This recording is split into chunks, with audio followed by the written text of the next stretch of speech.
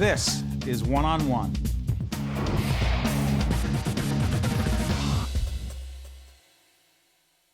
We are pleased to be joined by Lynnette Khalfani-Cox, who is the author of College Secrets: How to Save Money, Cut College Costs, and Graduate Debt-Free. How you doing?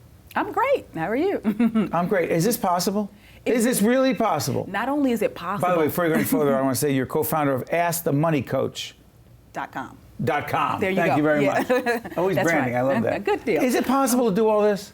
I think that not only is it possible, I'm living proof that it's possible. I made a claim in this book, and it came out at the end of 2014. So this was before my own daughter, who's 17, who's about to go off to college in the fall, was accepted to any schools. But I made the claim that if you follow my tips in College Secrets, a family could save anywhere from $20,000 to as much as $200,000 over the course of a 4-year education.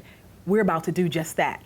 My daughter got $40,000 in aid from her school that she'll be attending. Right. She got an out-of-state tuition waiver, which is one of the things I'm really pushing families to learn about how to get those. She got scholarships through the Business Honors Program. She had fly-in visits where the school flew her out there, so it wasn't on my dime. So we saved a ton of money. I'm tallying it all up. It's about $175,000 thus far over her 4 years. But that don't we you know think we've the saved. key to saving all the money is having you as a mom? She lucked out, no doubt about it. I think she had the lucked gene out. pool going here.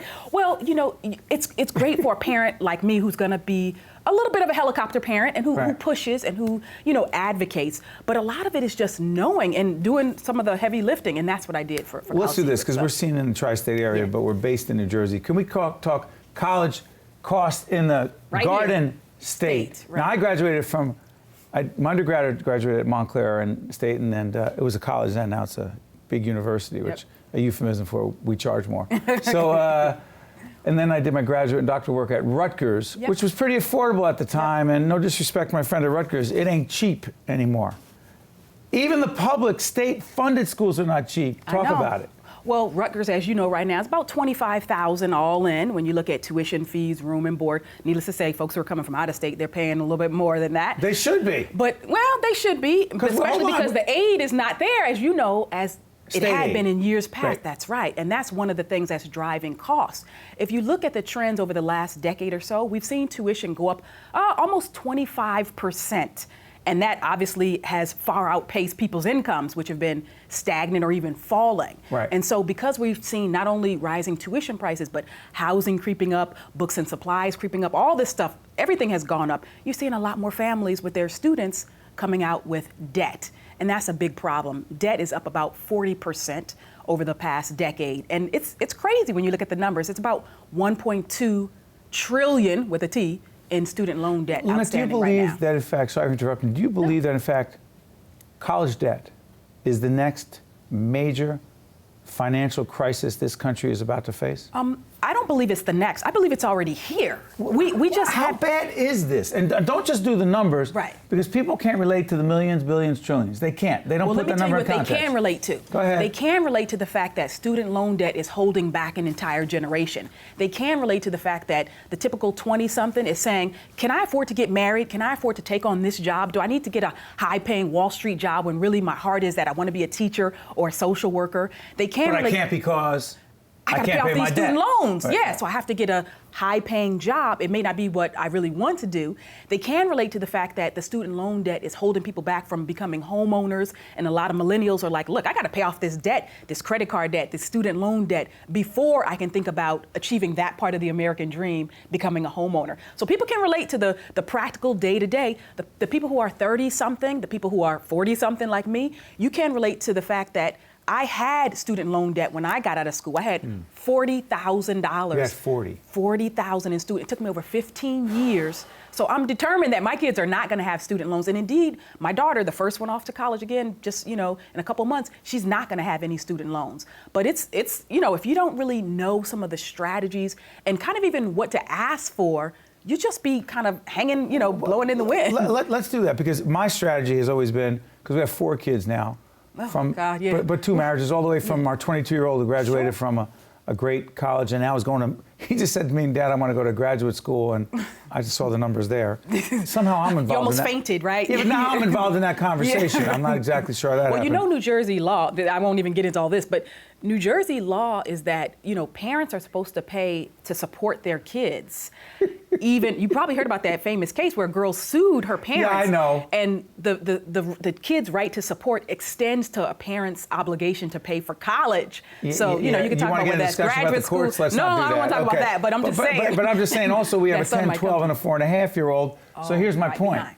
You got the college savings plan going. Yep. But here's what doesn't match up. I got the college savings plan for all the kids. Right. But then 529 plan? 529. Perfect. Yep. But here's the problem.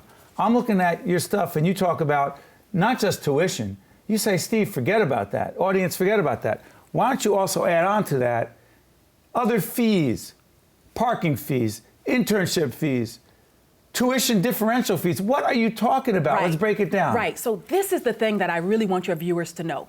When most parents and students, frankly, think about college costs, they typically think about what I call upfront college costs. That was what I was saving for. The tuition, the fees, the room and board, the books and supplies. That's the stuff, right? That's right. Well, in College Secrets, I talk about dozens of other expenses, what I call hidden costs that most families are totally ill-prepared to pay for. They don't even know about. Tuition differential, you mentioned, for example. This is a big one right now.